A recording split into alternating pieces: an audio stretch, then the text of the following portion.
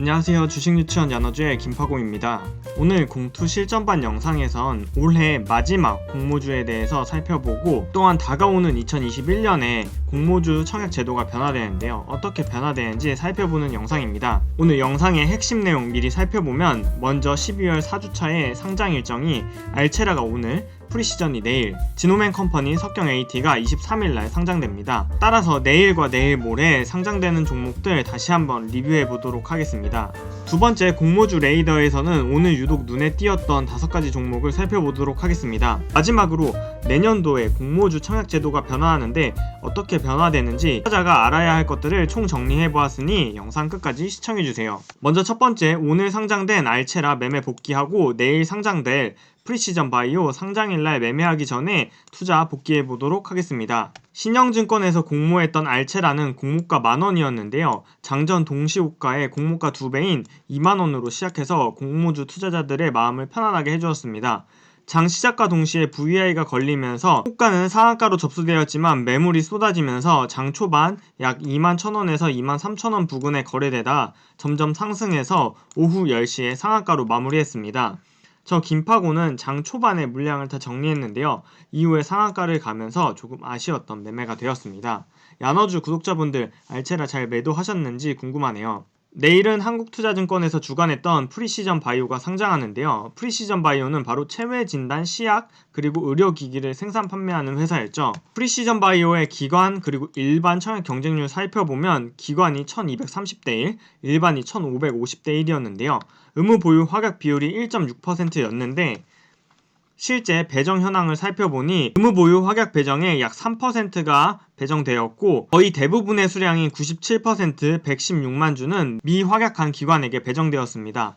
참고로 프리시전 바이오에는 일반 투자자 48,400건이 신청을 했네요. 올해까지는 이 일반 투자자의 신청 건수가 중요해지지 않지만 내년부터는 이 균등 방식에는 신청 건수가 중요해질 거라 오늘 잠깐 살펴보았습니다. 내일 상장일날 매도 가능한 물량은 상장 주식의 54%인 605만 주 정도가 매도 가능합니다. 공모가 12,500원일 때 시가총액은 1,440억 수준이었는데요.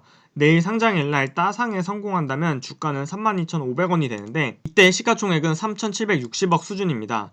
프리시전 바이오도 미래의 추정치를 바탕으로 공모가를 산정했기 때문에 과연 미래 추정치를 주가가 얼마나 반영할지가 상장일날 살펴볼 투자 포인트가 되겠습니다. 최근 공모주 상장일날 주가 흐름 그리고 이후의 주가 흐름을 살펴볼 때 제가 느끼는 건 예측할 수 있는 이익이 나오는 기업보다는 지금 당장 이익은 나지 않지만 미래에 꿈이 큰 제약 바이오 업체들의 주가 흐름이 매우 좋았다는 점을 눈여겨볼 필요가 있습니다. 두 번째, 공모주 레이더 코너에서는 오늘 눈에 띄었던 공모주를 살펴볼 텐데요. 등락률 기준으로 살펴봤을 때 오늘 상장된 알체라가 가장 높았고 명신산업이 거의 상한가 직전에서 마무리되었으며 이후 원방테크, 박셀바이오, 인바이오가 거래량도 풍부했고 상승 흐름도 좋았는데요.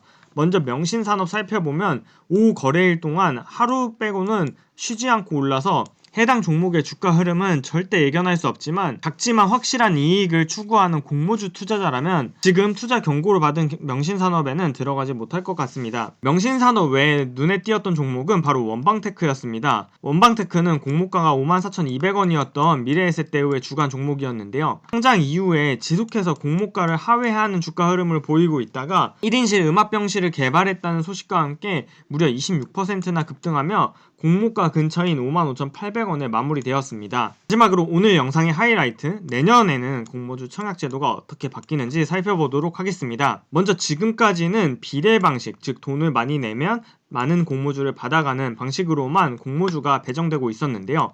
내년도부터는 비례 방식에는 2분의 1 이하, 균등 방식의 2분의 1 이상을 배정하도록 금융위가 공모주 투자 제도를 변경하였습니다. 여기서 비례 방식, 균등 방식이란 균등 방식은 최소 청약 증거금 이상을 납부한 모든 청약자에게 동등하게 배정 기회를 부여하는 방법이며 비례 방식은 우리가 지금까지 해오던 대로 청약 증거금에 비례해서 공모주를 배정하는 방법입니다. 금융위에서는 주관사가 예상 경쟁률, 예상 공모가, 해당 기업의 특성을 감안해서 자율적, 창의적으로 배정 방식을 고안하라고 권고하면서 배정 모습의 예시로 일괄 청약 방식, 분리 청약 방식, 다중청약 방식 등을 보여주었지만 이러한 방식들은 매우 복잡하기 때문에 저는 증권사가 일괄 청약 방식으로만 진행할 것으로 예상하고 있습니다.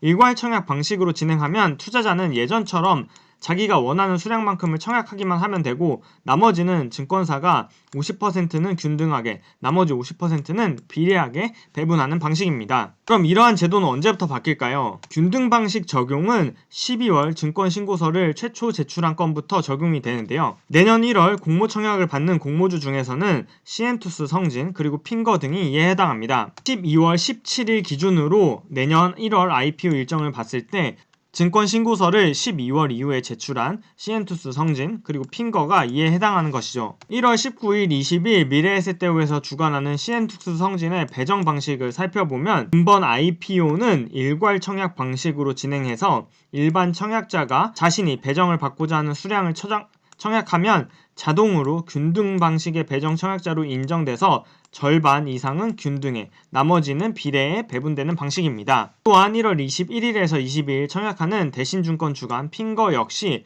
이번에 일괄 청약 방식을 선택하면서 또한 내년부터는 복수 증권사에 중복해서 청약을 하는 것이 불가능해집니다. 현재는 여러 증권사가 공동으로 한 종목에 대해 IPO를 주관하는 경우에는 여러 증권사에 각각 청약 신청이 가능해서 청약 자금이 많은 투자자일수록 많이 주식을 받아갈 수 있었는데요. 앞으로는 복수 주관사 IPO권에 대해서는 한 증권사에서만 청약이 가능하게 변경됩니다. 다만 적용 시점은 시스템을 개발하고 개인정보 수집 활용 근거를 위해 자본시장법 시행령을 마련해야 하기 때문에 내년 상반기 중에 중복 청약 금지가 시행될 것으로 보입니다. 또한 내년에는 현행 일반 청약자에게 20% 배정되던 전체 물량이 약 25%에서 최대 30%까지 늘어나게 됩니다. 먼저 우리 사주에게 미청약됐던 물량을 여태까지는 기관에게만 배정되었었는데요. 이제 일반 투자자에게도 최대 5%까지 배정이 될 수 있고 또한 현재 하이힐드 펀드의 10%를 배정해주고 있던 제도가 올해 말에 없어지면서 내년부터는 이 중에서 5%를 일반 청약자에게 확대해 준다고 합니다. 내년부터 적용될 균등 배분은 공모주 청약의 우대 등급을 소용없게 만드는 것인지 따져보겠습니다. 공모주 투자 기초반 2탄 영상에서 제가 청약 자격 우대를 높이면 수익을 4배까지 늘릴 수 있다고 알려드렸었는데요. 내년에 균등 배분 제도가 도입되더라도 청약 우대 자격은 여전히 중요할 것으로 보입니다.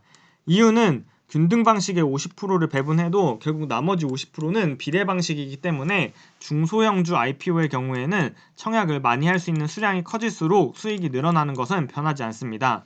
또한 제가 12월 주식 약정으로 인해서 내년 1월 자격을 올릴 수 있는 증권사로 한투를 말씀드렸는데 한투의 경우에는 내년에 청약을 받는 공모주가 12월 이전에 신청서를 제출해서 전부 과거인 비례 방식으로 배정을 하기 때문에 청약 자격을 올려서 공모주 수익을 더 높이는 건 유효하다고 할 수 있습니다. 다만 균등 방식이 도입되면 해당 종목을 청약할 수 있는 계좌가 많으면 많을수록 수익이 커질 것으로 보입니다. 내년 1월 21일에서 22일 균등 배정이 적용되는 대신증권을 가지고 시뮬레이션을 돌려보면 핑거의 공모가 상단은 15,000원, 일반 청약자에게 배정되는 물량은 26만 주인데요.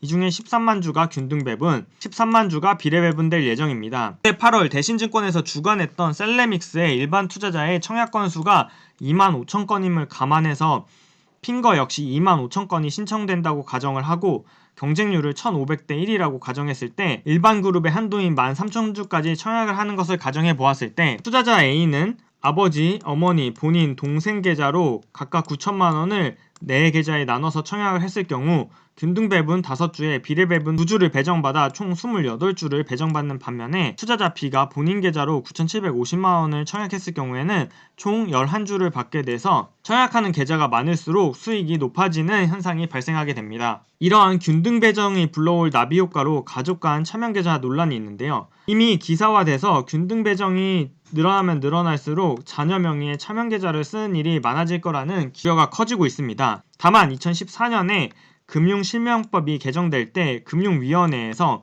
차명 계좌가 허용되는 예외적인 사례, 즉 선의의 차명 거래로 공모주의 1인당 청약 한도를 피하기 위해서 자녀 혹은 가족의 계좌 명의로 청약하는 것은 차명 계좌의 예외적인 사례로 인정한다고 밝혔기 때문에 따라서 공모주 1인당 청약 한도 이상의 청약을 하기 위해 가족 계좌를 쓰는 것은 불법은 아니지만 이에 대한 논란은 이어질 것으로 보입니다. 오늘은 12월 마지막 공모주 일정을 살펴보고 내년도에는 어떻게 공모주 제도가 변화하는지 살펴보는 영상이었습니다. 내일 그리고 내일 모레 계속해서 공모주가 상장되는데요. 야너주 구독자분들도 잘 매도하셔서 올해 마지막 공모주에서 수익 잘 챙기시길 바라겠습니다.